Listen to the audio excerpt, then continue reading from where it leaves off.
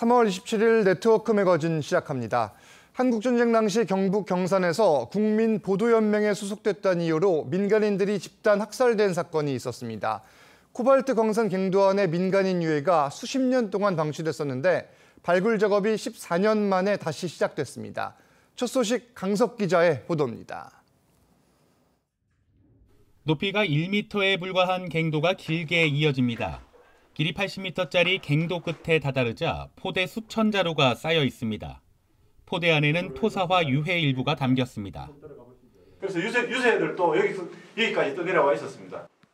일제강점기 이후 폐쇄된 경북 경산의 코발트 광산입니다. 한국전쟁 당시 이곳에서 국민보도연맹 연루 민간인 3,500여 명이 집단 학살된 것으로 추정됩니다. 안 보이도 가슴에 응어리가 있는데 여기에 날만 새면 보이잖아요. 보고 나면 더 가슴이 아프죠. 2007년에 유해 400여 구를 수습하다 2년 만에 발굴이 중단됐는데 14년 만에 유해 발굴이 재개됐습니다. 앞으로 6달 동안 유해 수습을 한 뒤 절차를 거쳐 안장될 예정입니다. 외부 인원의 출입이 없었기 때문에 크게 유해가 훼손되거나 유실되는 일은 없었을 거라고 제 원형 그대로 보존이 되어 있습니다. 2020년 재출범한 2기 진실과 화해위원회는 경산 코발트 광산처럼 민간인 희생자가 발생한 것으로 보이는 전국 14곳에서도 유해 발굴을 추진하고 있습니다. TV조선 강석입니다. 지난 겨울에만 전국에서 꿀벌 130억 마리가 사라졌습니다. 사태가 심각해지자 농업당국은 우수유전자를 지닌 여왕벌을 인공 증식하고 스마트 벌통도 개발하고 있습니다. 박건우 기자입니다. 벌통을 열어보니 샛노란 꿀벌 수천 마리가 가득 들어있습니다. 꿀벌보다 몸집이 훨씬 큰 여왕벌 한 마리가 눈에 띕니다. 농촌진흥청이 인공 증식한 원원 여왕벌입니다. 이곳에서는 우수 품종으로 확인된 여왕벌을 인공 증식한 뒤 각 양봉 농가로 보급하게 됩니다. 지난 겨울에만 전국에서 꿀벌 130억 마리가 사라지자 병해충에 강한 유전자를 이용해 증식한 여왕벌 150마리가 대상입니다. 병해충에 대한 저항성이 높은 이런 쪽으로 우수한 품종이 그 근원적인 문제를 해결할 수 있습니다. 온도에 민감한 꿀벌을 위해 스마트 벌통도 개발됐습니다. 스마트 벌통은 여왕벌이 산란하기 쉽도록 자동으로 내부 온도를 30도로 유지시킵니다. 카메라가 벌의 움직임을 10분의 1초 단위로 점검해 농민이 스마트폰 하나로 꿀벌의 상태와 교체 시기 등도 확인할 수 있습니다. 지난해 꿀벌 70%를 잃은 농민은 재기의 희망을 품어봅니다. 벌의 둥태를 파악할 수 있죠. 벌이 이제 활동하는 거 좀 기대가 되더라고요. 농촌진흥청은 본격적인 양봉 농사가 시작되는 5월부터 환경부, 기상청 등과 꿀벌 실종 사태를 막기 위한 공동 연구 개발에 나설 계획입니다. TV조선 박건우입니다. 국내에 하나뿐인 독립야구인 경기도 리그가 막을 올렸습니다. 올해는 한 팀이 더 늘어 모두 7팀이 치열한 승부를 벌이는데 일부 경기는 유튜브로 생중계됩니다. 구자영 기자입니다. 김동현 경기지사가 마운드에서 시구를 합니다. 올해로 5년째를 맞은 2023 독립야구단 경기도 리그가 막을 올렸습니다. 모두 7개 팀이 출전해 풀리그 방식으로 팀당 42게임을 치른 뒤 상위 3개 팀이 플레이오프를 거쳐 최종 우승팀을 가리게 됩니다.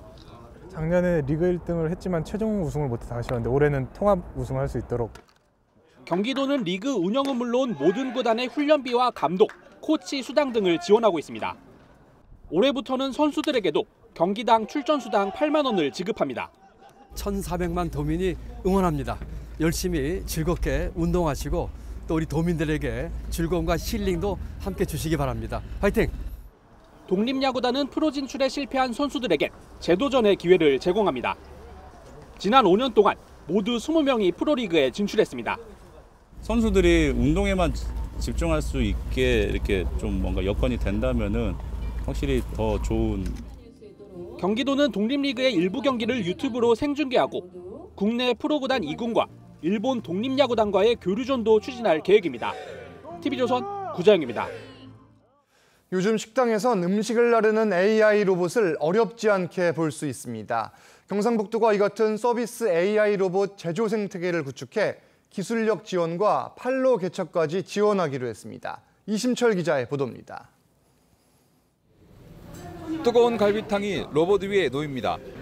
테이블 번호를 입력하니 로봇이 서빙을 시작합니다. 맛있게 드세요.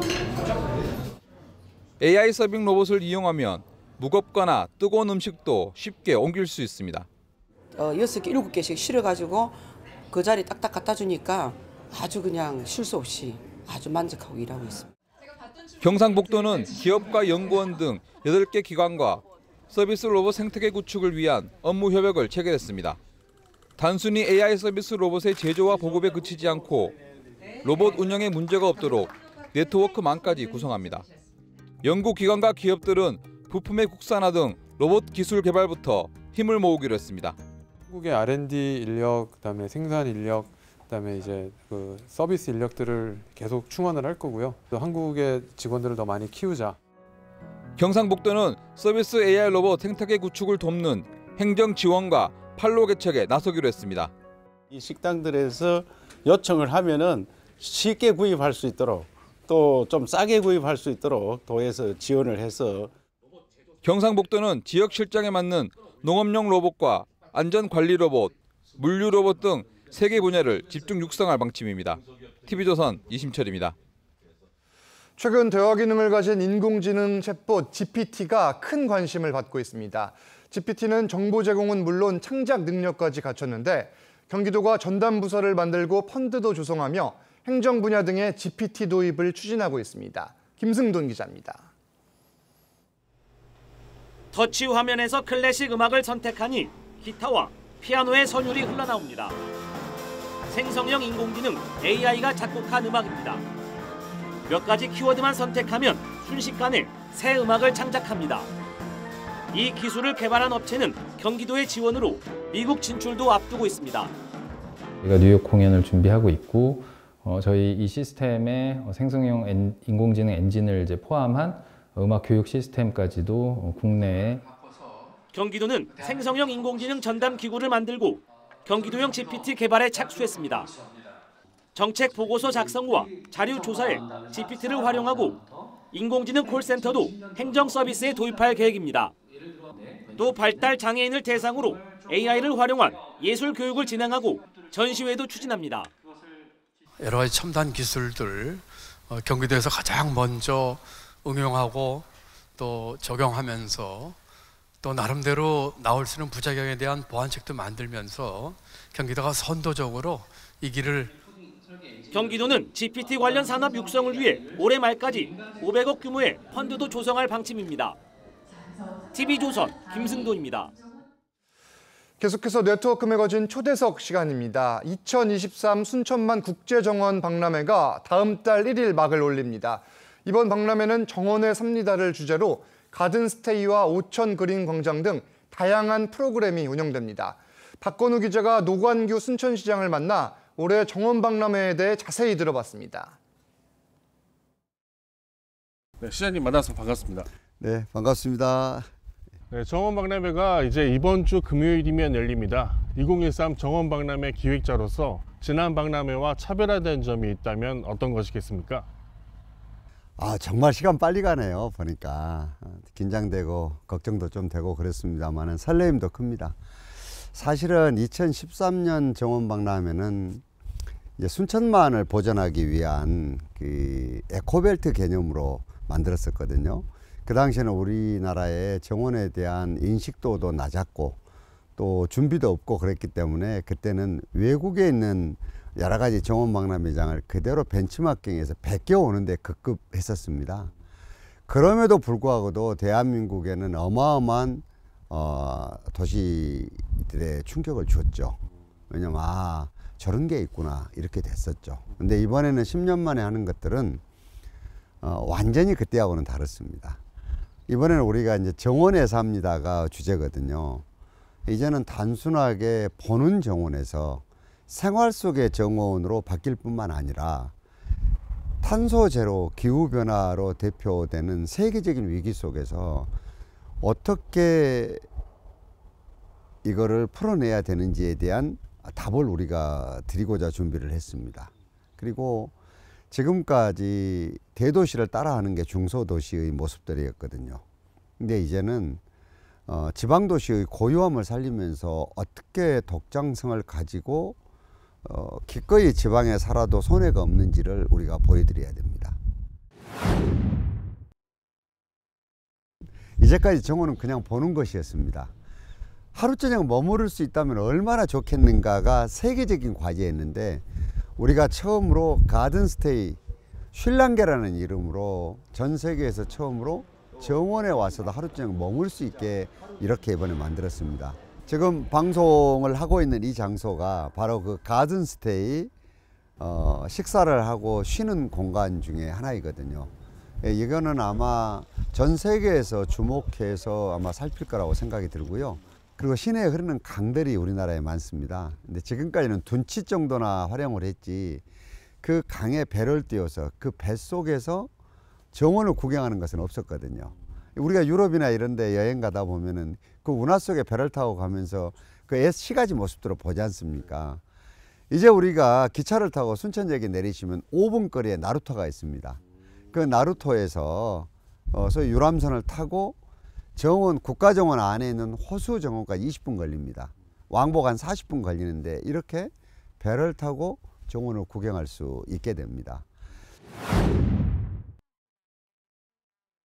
도시개혁 자체가 단순하게 우리가 대자보 도시로 바꿀 건데요. 이제 대중교통을 이용하고 자전거를 타고 보행자가 천국이 되는 그런 도시로 이제 바뀌어질 것입니다.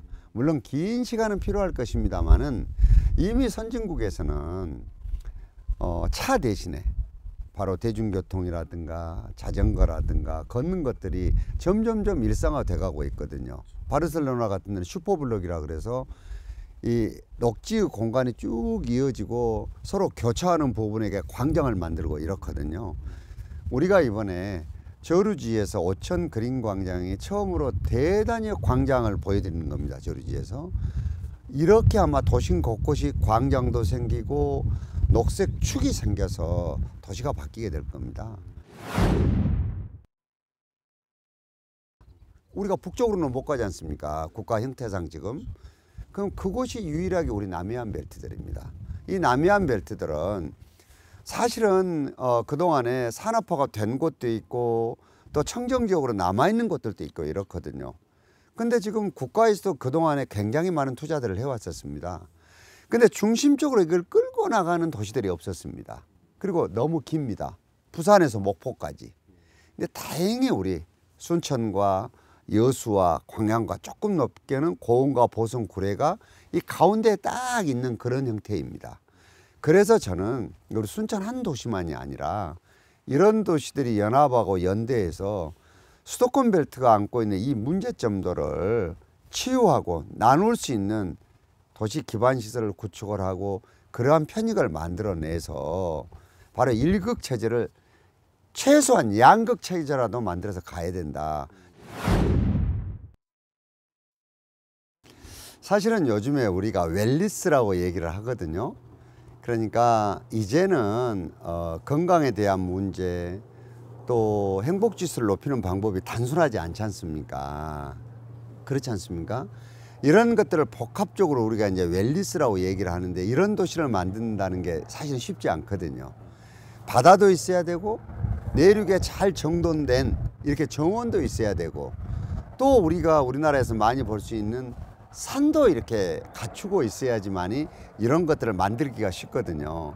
순천은 지정학적으로 순천만도 있고 그리고 오랫동안 우리가 준비한 국가정원도 있고 또 조계산 등 가까운 데 지리산 등 여러 가지가 다 갖추고 있거든요. 그러기 때문에 바로 순천만이 남서해안 갯벌을 유네스코 세계문화유산으로 만들었듯이 이제 이게 국가해양정원이 되면 기왕의 내륙에 준비했던 이 국가정원과 함께 굉장히 멋진 콜라보를 이룰 것이다. 그리고 대한민국은 새로운 도시의 이정표를 보게 될 것이다. 저는 이렇게 기대를 하고 있고 시정을 그런 식으로 이끌어 나갈 생각입니다. 시장님 오늘 말씀 감사합니다. 네, 감사합니다. 오늘 네트워크 매거진은 여기서 마칩니다. 저희는 다음 주 월요일에 다시 찾아뵙겠습니다. 감사합니다.